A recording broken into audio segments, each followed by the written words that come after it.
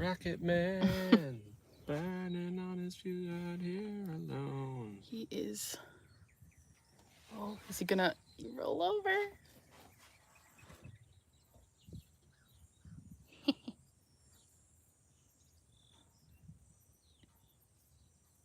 And this is their life. This is the life of a rhino when it's 100 degrees. It's only 90 now. Oh yeah, you're right. Just that pesky heat index. Mm-hmm. Have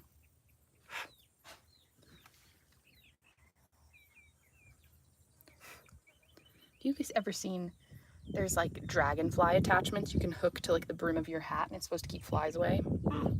Because they're scared of dragonflies. I did not know that. Specifically, it's supposed to keep like horseflies away. Apparently it works. Well, horseflies. Looks kind of silly, but. Horseflies suck. Mm-hmm. He's napping. They're not locked in here, by the way. This is just where they get some shade. They have a whole pasture they can enjoy. But this is their paddock where they can get out of the sun. Yes, but I realize you guys are just seeing the fence, but don't worry. They can come in and out.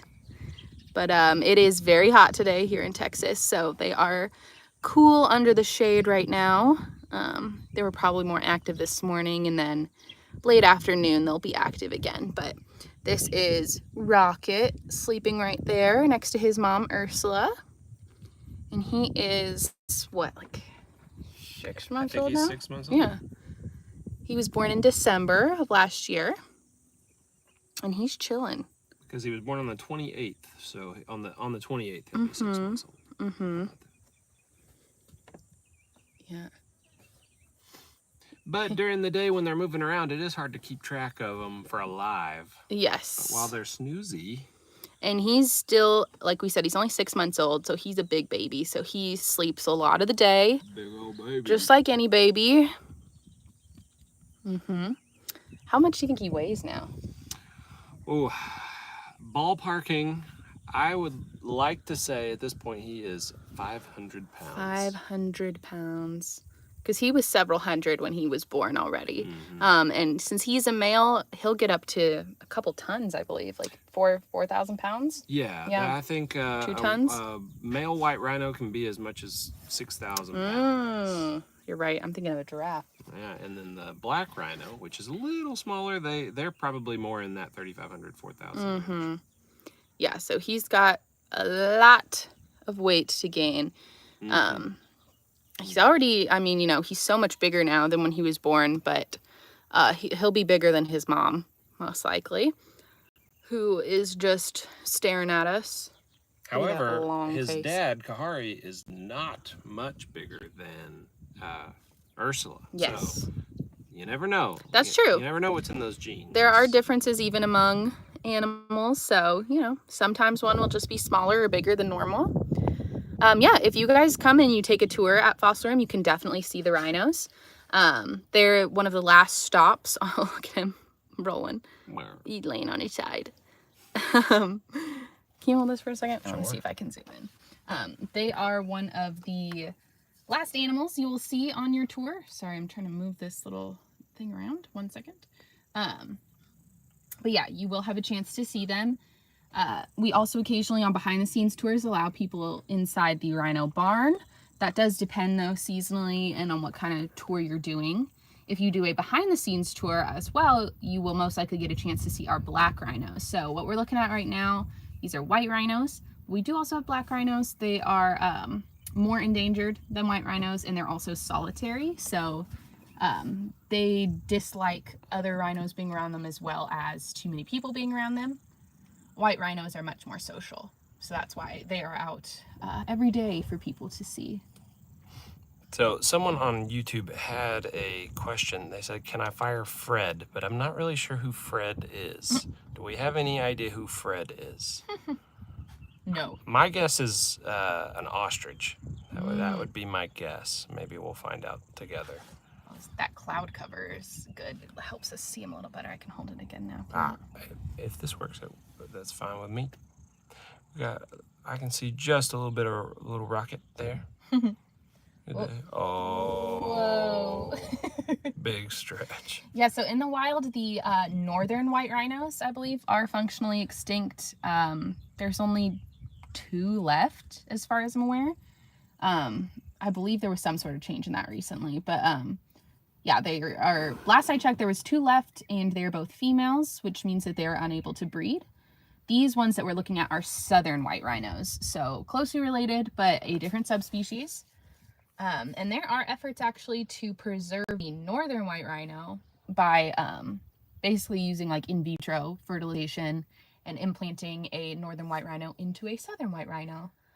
So hopefully that will in the future result in some new northern white rhinos that can be used to help the species. But it's definitely, it would be a really big advancement in science. It would be really cool. And if it was successful, it would help out with a lot of other endangered species. I don't know if you guys can hear them sighing. Ooh. He can't get comfy. He's too hot. And Mom is like, what? Aw. Cute.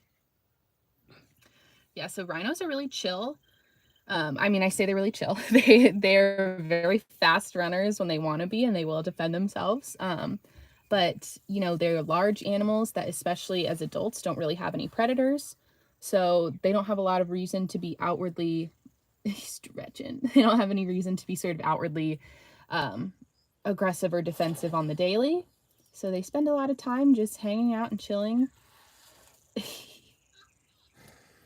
Oh, you can hear the whimper. I did hear it squeak. The classic rhino calf whimper. He's whining for his mom, which is, and she's like, what? I'm literally right here. He's classic baby. Oop, he's getting up. Rocket! Oop, he's pestering her.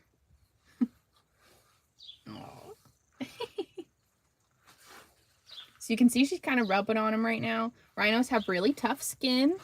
So even if she kind of bumps him and pokes him, it's not going to hurt him too much. He's still nursing, I believe, right? So yes. That's probably what he's trying to do right now. And his mom's like, if you can figure it out. She's not trying. She's clearly not helping him out too much. And even though he's nursing, we have seen him, you know, chewing on some hay, kind of getting the mouthfeel of things. Oh, yeah. Oh, he's whimpering. He's peeping. So he will get close. He'll get, what did we say, 6,000 pounds? 6,000 He'll probably get close to that, if not at that. He could get a little bigger, get a little smaller, but that's the standard weight, pretty much the average for adult southern white rhinos who are males. Yeah, and right now he is only in the hundreds, so he's got a long way to go. And you can see kind of on the bridge of his nose there, he's got that secondary horn coming in. So it hasn't quite come up just yet. He's got that little nub for a horn still. So in those horns, as you can see on Mom, she's got that big secondary horn and that really nice shaped. She's done a great job shaping her primary horn there. It's beautiful. Good job, Ursula. Yes. Yeah, so rhinos' horns are made of keratin, which is what our fingernails and our hair is made out of. So just like our fingernails, they grow and they kind of need to be trimmed and shaved, and rhinos will do that naturally by rubbing on rocks and trees. And all rhino horns kind of end up unique that way. Oh my gosh. You hear that? He is squeaking. So if you didn't know what rhino calf sounds, they do not sound like you think. Yeah. Yeah, so he's nursing. He's acting so upset as if he doesn't have full access to nurse whenever he wants. Oh, he wants to lay down and nurse. He's such a goof. He's getting what he wants. Yeah, so he's reached a size where he's a little too big to like crouch down and nurse. So now he's just gonna lay down. Lazy day for him. Oh my gosh. But yeah, rhino horns all end up being a little unique. So that's actually one of the ways that we tell our rhinos apart, is based on their horn shape. I don't know if you guys can hear him.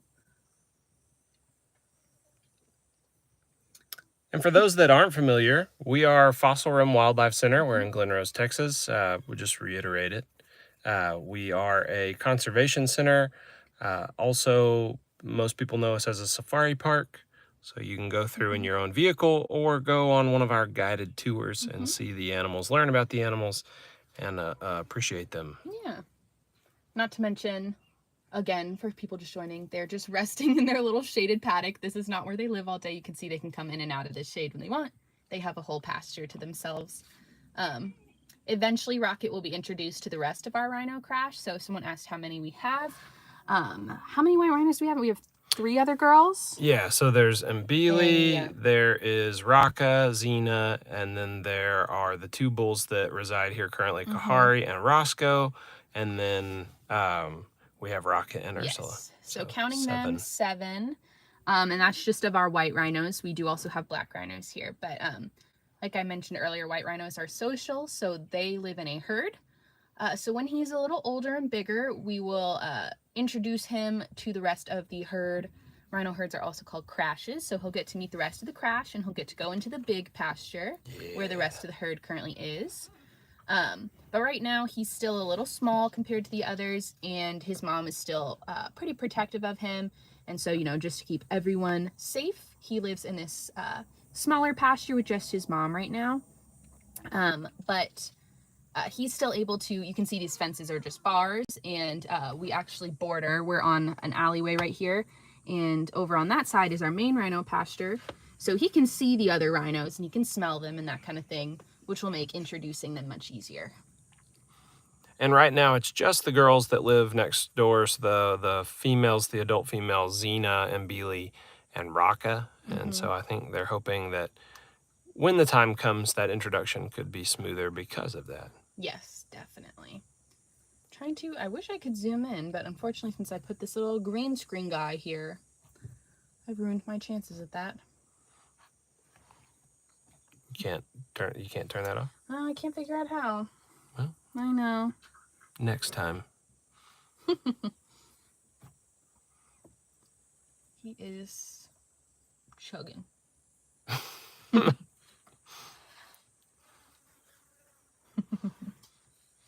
So it's pretty warm already today.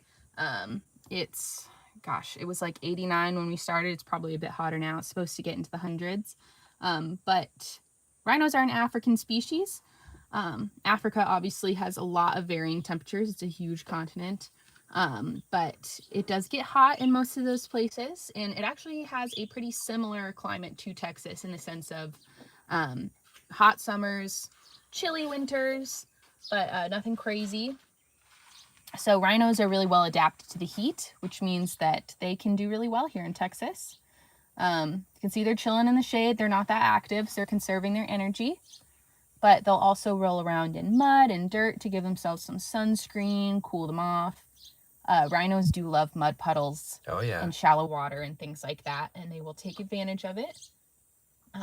And when it's a little dry and we haven't had rain, our animal care staff will sometimes even make mud puddles for them to roll around in. You can see just behind him there, there is a wallow, or was. Right there. So that's like a dip in the ground. That little depression there, they when it rains at all, it will fill with water, and then they'll go roll around and get coated. Yes. So they've been loving the rain this year. Oh yeah, we have had a ton of rain. It may not look like it at the moment, but we have had a ton of rain. We've just finally, at the end of June, hit the 100-degree temps, which for Texas, that's pretty good. Yeah. Considering last year, for most of June, it was 110. Yes. What's my favorite animal here? That's hard to say. I think it changes pretty often. I like a lot of the birds we have. I really like our prairie chickens and our emus. I like the bongo. Garrett likes the bongo. The bongo are an antelope, not an instrument. Oh, true. Well, they're both, but That's true. We specialize in antelope and hoofstock, which rhino technically fall under hoofstock, kind of larger livestock type animals. So we have many antelope, and there are several. I like the roan a lot. We do have big cats. We have cheetahs. We're actually one of the top cheetah breeding facilities in the US. We work with many other zoos to try to breed cheetahs. For those who don't know, cheetahs are actually very difficult to breed big cat species, and they need a lot of human intervention in order to have healthy cubs, just based on genetic issues they have. So we're really proud of our program there. No, so we're not Red Park Zoo. We are Fossil and Wildlife Center. We're in Texas. We are a AZA facility, which is American Zoological Association. So even though we're not a traditional looking zoo, you know, we don't have the standard enclosures. We work with a lot of traditional zoos and kind of fall under that purview. Yeah, if you visit here, you'll definitely get an opportunity to see cheetahs. So we have a whole part of the park called Cheetah Hill. Our cheetahs, of course, do live in enclosures, but they live in, I believe each enclosure is about an acre in size. And yeah, most of them are usually chilling out there. We rotate them a lot so they get to go into different pastures or different enclosures and kind of glimpse new things. And we do have a 5-acre enclosure Yes. that the cheetahs will rotate through. They have more space within that one. Yeah, we do offer tours. So if you're interested, you can go to fossilroom.org/tickets and you can see all kinds of tours that we offer. You can see behind the rhinos, actually, there are some people coming by in their own cars. So we're on a staff road right now, which is how we are this close. But guests are able to come through in their own vehicles, but I definitely recommend a guided tour. It's where you get to get on a open air safari vehicle with a guide, and then they will drive you through the park themselves and kind of do what we're doing now, give you info on what you're seeing. And they can go on the staff roads as well. Yes, they can. So they can come on roads like this one. But yeah, look, he drank and now he's passed out. I would say, you know, a surprising thing that most people don't, I think, expect about a lot of these exotic animals is that they're still wild. They are not tame by any means, but they have behaviors that we can really recognize in animals that we maybe see more often, like cows or even our pets at home. So, you know, Rocket's just a baby. He nurses and he sleeps. What, me? He's like, huh? I do other things. Yeah, if you guys are interested in visiting, we're open 363 days a year. 362. 362. Oh, right, Christmas Eve. Christmas Eve, Christmas Day, and Thanksgiving, we are closed. But every other day of the year, we are open. It's totally up to preference when you come. I will say our animals are obviously out all year round, and they exhibit different behaviors based on the season. Rain or shine, we're open, so they exhibit different behaviors based on the rain, so you really can't go wrong. We do have deer. We have 3 species of deer that we purposefully keep here on property, but we technically have 4 that live on property because this is just Texas land that was fenced in years ago. So we have many whitetail deer who are native to the area and just choose to live around here, which we have no problem with. But we also have fallow deer, axis deer, and European red deer. The job that I have that I'm doing right now, I am a digital coordinator, and Garrett, who's with me, is a marketing associate. So we get to work at a cool place like this and just do this, help get information out to you guys, tell people about our location, tell people about the work we do, but we don't have any of the responsibility of making sure these guys stay safe and happy. That is our animal care and our vet team's job. And they work very, very hard. Hey, speak for yourself. I picked up hay the other day. Oh, okay? yes, yeah, sorry. Garrett bales hay. Yeah. I get to sit in the air-conditioned office while I do that. I volunteered, to be fair. Yes, but that is a really good example of how if you're interested in working with wildlife or in conservation or at zoos, you don't have to work directly with the animals. These are nonprofits and businesses who need tons of other people to fill jobs more than just caring for the animals. So, you know, every business is going to have an accounting department and an HR and marketing and maintenance. Yeah, and there's an education department, and these are all jobs that contribute directly to conservation and to wildlife management, but don't require, you know, a degree in zoology and that kind of thing. Not to mention tour guides for our guided tours Yeah. and our admissions office in general.